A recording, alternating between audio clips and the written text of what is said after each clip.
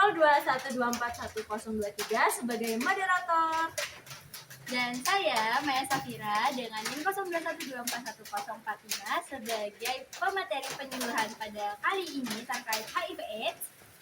Saya, Fatia Fatma Ayuni, NIM 0212411007 sebagai responden.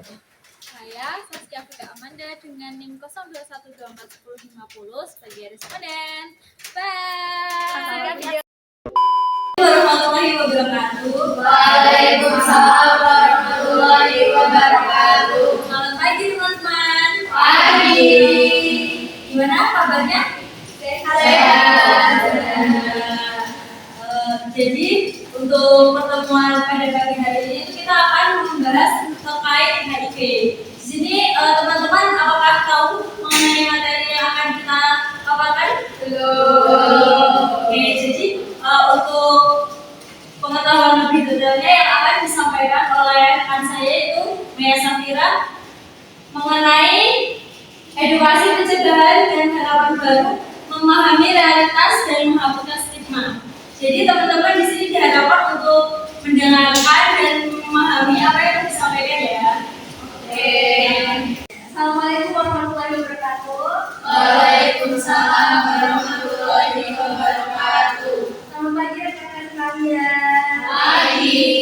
Tadi udah dijelasin sama moderatornya, kita mau membahas soal HIV/AIDS nih. Teman-teman sekalian, sebelumnya perkenalan dulu, nama aku Maya Safira. Aku dari Universitas Sidoarjo. Dimana aku pengen sharing bareng kalian terkait apa itu HIV/AIDS. Karena di momen yang sekarang ini, apalagi kan kalian semua anak-anak kos ya, udah pernah ngecek kesehatan belum? Ngecek kesehatan terkait HIV/AIDS sudah pernah? Yang belum ada udah ya? Oke, bagus. Yang udah, nanti yang belum biasanya tuh akan ada puskesmas keliling untuk ngecek kesehatan buat ngecek nih kalian kena HIV atau enggak. Tapi semoga enggak sih ya. Nah, sebelumnya kita nggak hanya membahas dari sisi medis aja, tapi kita juga membahas dari sisi gimana caranya kita menyikapi terkait isu ini. Kan HIV/AIDS itu kan adalah sebuah isu yang dimana sangat krusial banget ya, sangat berpengaruh dan juga sangat sensitif di kalangan masyarakat terutama di Indonesia.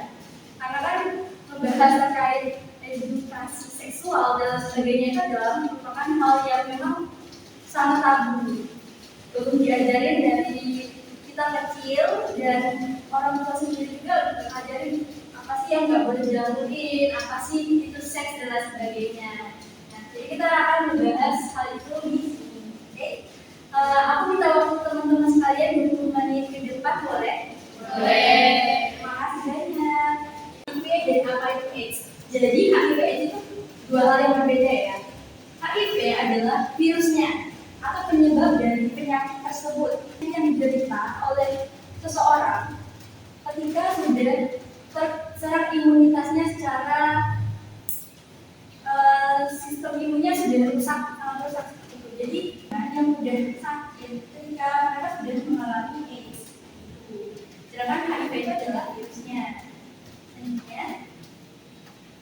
Nah, bagaimana HIV ini bisa menyerang? Jadi HIV ini menyerang tubuh seseorang ketika mereka sudah terjangkit virus HIV, di mana sistem imunitas tubuh sudah dimasuki oleh virus tersebut sehingga menghancurkan sel inangnya.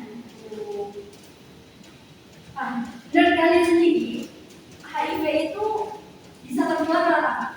Ada yang tahu nggak? Bisa angkat tangan yang tahu boleh? Atau oke, boleh. Oh iya betul. Iya betul. Nah kalau dari kakaknya sendiri bisa pasangan melalui AIDS ibu. Oh iya betul. Betul sekali. Jadi HIV ini dari AIDS ibu dan yang ketiga itu melalui darah. Kalau dari darah itu bisa aja dari jarum suntik yang udah terinfeksi atau jarum suntik yang tidak higienis seperti itu yang biasanya dipakai oleh orang-orang yang mengonsumsi narkoba. Mereka memakai jarum suntik secara bergiliran. Dimana kan itu tidak higienis ya. Itu bisa menularkan penyakit HIV. Makanya kebanyakan orang-orang yang mengkonsumsi narkoba, mereka juga terjangkit penyakit HIV.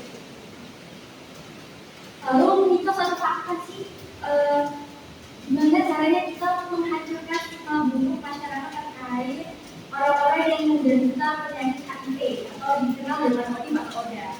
ODP itu kan adalah orang dengan gangguan HIV, sedangkan ODA adalah orang yang dengan gangguan HIV. Dimana mereka udah sistem imunnya itu sudah rusak sekali dan perlu penanganan khusus. Sedangkan ODP sendiri mereka membutuhkan namanya pengobatan. Pengobatannya itu ARV. Kalian ketemu sama orang yang udah terjangkit HIV atau ODP atau ODA, kalian berani gak deket sama orang tersebut? Berani. Bener ya? Jangan takut ya. Karena HIV sendiri kan ditulari melalui tiga jalur tersebut ya. Yang tadi udah dijelasin yaitu dari hubungan seksual, terus juga dari air ibu dan juga jalur titik yang tidak dikirim atau yang tidak terjadi. Jadi orang-orang yang teridentifikasi karena memang dari diri sendiri selain jalur tersebut 0% akan menularkan ke orang lain. Kalau kalian ketemu sama orang-orang yang tidak penyakit HIV atau AIDS, itu tuh nggak apa-apa bersalaman sama mereka. Jangan sampai kalian orang terkena HIV, aku mau bersalaman sama dia, nanti terjadi terus juga itu sama dia gitu orangnya tidak terkena HIV gitu. Jangan kayak itu teman-teman, karena orang-orang yang terkena HIV itu jangan sampai kalian jauhin, karena yang membunuh mereka itu bukan penyakitnya, tetapi stigma buruk masyarakat. Dimana stigma ini membuat mereka tidak mau mengecek kesehatan, tidak mau berobat karena aku masih kesehatan apa sih, karena aku juga dijauhin sama orang-orang sekitarku, kan. Akhirnya mereka adalah apa kayak gini aja sampai mereka terjadi gitu. Padahal mereka bisa diobati di luar itu memang tidak bisa disembuhkan secara total. Nah, contoh-contoh dari orang-orang yang sudah teridentifikasi AIDS itu kayak gini. Gejala awalnya itu mereka diare selama 1 minggu, lalu mual dan muntah, terus beda atau dia berapa lama batuknya, terus kalau misalnya kalian baru batuk, tapi kalau ditanyain kalau tidur malam nanti bakal punya juga. Tidak, karena itu salah satu gejala dari AIDS. Tapi kalau memang enggak, berarti saya aman. Terus batuk kering, terus masalah kulit seperti jamur, asma, dan sebagainya itu sudah termasuk, karena kan ketika orang sudah terjadi HIV, mereka itu imunitasnya akan rendah, sehingga penyakit lain itu bisa masuk ke dalam tubuh dengan lebih mudah. Bisa berada dari mulut batin, berbentuk kurus, padahal itu kurusnya itu bukan karena tubuhnya tapi karena kurus nanti terjadi HIV. Lalu bentukannya kayak gitu, misalnya udah terjadi HIV selama 10 tahun. Jadi teman-teman, penyebab awal kenapa bisa ada AIDS itu adalah karena terinfeksi dari virus HIV. Yang mana virus HIV ini merusak sel darah putih. Sel darah putih itu kan yang bertugas sebagai sel darah yang membantu menjaga imunitas tubuh. Misalnya ada penyakit dasar darah putih, maka sel darah putih yang menghadapinya. Tapi karena terjadi virus ini, maka sel darah putih itu rusak karena adanya sel yang disebut dengan CD4 atau CD4. Nah, yang dimana dia itu bisa mereplifikasi dirinya dalam suatu tubuh yang sebenarnya sama kekebalan tubuh melemah dan itu perlu merawat. Terus tahapan-tahapan dari infeksi HIV itu yang pertama itu terjadi HIV, penyakit virusnya kita. Terus periode waktunya itu dari waktu agar terbentuk antibodi dalam tubuh 5 sampai 10 tahun kemudian baru muncul gejala-gejala.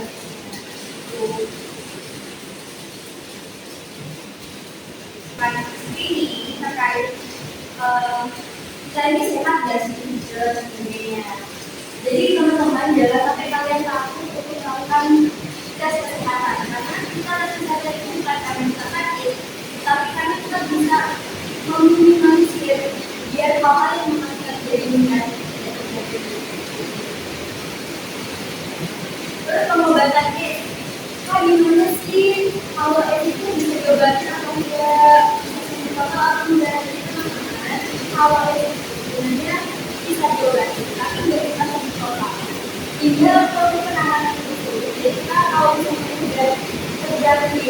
mau dibilang jadi menjadi kita ya. Tapi kalau tidak terjadi, kita harus ke layanan kesehatan.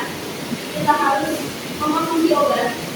Itu jenis vitamin yang dimana obat meningkatkan obat sehingga kita mampu melawan virus tersebut. Sehingga virus tersebut tidak berkembang jauh dan kita membuat kita semakin sakit. Jadi teman-teman sekalian, seperti yang kita tahu bahwa kita tidak boleh menjauhi orang-orang yang terkena penyakit HIV atau AIDS atau HIV atau OJA karena pada dasarnya mereka itu bukanlah musuh kita. Musuh kita adalah penyakitnya. Jadi jauhi penyakitnya bukan orangnya. Sehingga kita harus merangkul orang-orang yang sudah terjadi untuk mereka bisa berobat agar mereka bisa melanjutkan hidup mereka untuk depannya. Jadi, sekian dari pemaparan materi pada hari ini. Teman-teman sekalian yang ingin bertanya, boleh bertanya silakan. Oke, baik, silakan Kak pertanyaannya. Oke, sebelumnya perkenalkan saya Fadila Fatma dari KOS 5. Ingin bertanya, apa yang harus saya lakukan jika saya tidak sengaja terpapar darah orang yang dicurigai HIV? Misalnya terkena jarum suntik di jalan atau mengalami kekerasan seksual. Sekian pertanyaan dari saya, Kak. Gak sengaja tuh terkena jarum suntik orang yang udah mengalami kekerasan seksual, maka Kak harus segera pergi ke rumah sakit atau puskesmas besar dalam waktu kurang dari 72 jam. Nah, kalau lebih cepat lebih baik lagi Kak. Kalau lebih dari itu, apakah dikhawatirkan akan terjadi sesuatu yang tidak diinginkan? Ya, makanya Kakak harus segera ke pelayanan kesehatan agar bisa ditangani lebih lanjut karena berisiko mengalami penyakit yang tidak kita inginkan. Karena kan orang yang sudah mengalami kekerasan seksual itu bisa aja pelaku yang melakukan kekerasan seksual itu tidak hanya korban tersebut, tapi bisa korban yang lain-lainnya juga. Oke, silakan. Apakah seseorang yang positif HIV masih bisa menikah dan memiliki anak yang sehat atau negatif HIV? Oke, baik. Terima kasih atas pertanyaannya. Jadi tentu saja bisa, karena berkat kemajuan teknologi, orang yang terjadi HIV dapat memiliki pasangan dan keturunan yang sehat melalui program yang disebut PMTCT, yaitu Prevention of Mother-Child Transmission, di mana hal ini tidak membuat anak itu terjadi HIV, karena kan yang kita tahu bahwa HIV itu terjadi bisa melalui air susu. Dengan program ini, anak tersebut bisa sehat tanpa terjadi HIV. Terima kasih atas partisipasi kalian pada penyuluhan hari ini. Terima kasih banyak atas pertanyaan-pertanyaan yang sangat menarik dan juga sportif dari teman-teman sekalian. Semoga ilmu ini bisa bermanfaat di depannya ya. Kalau kita bisa hidup dalam keadaan sehat walafiat. Amin. Selanjutnya saya kembalikan ke moderator. Oke, baiklah. Kita kasih aplaus dulu untuk Kak Maya. Materi yang disampaikan itu sangat luar biasa ya teman-teman. Jadi teman-teman di sini bisa mengisi Twitter yang kami sediakan. Teman-teman bisa scan ya. Baiklah.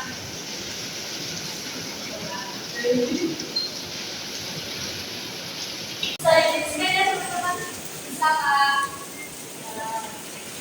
Silakan bisa dikerjain dulu.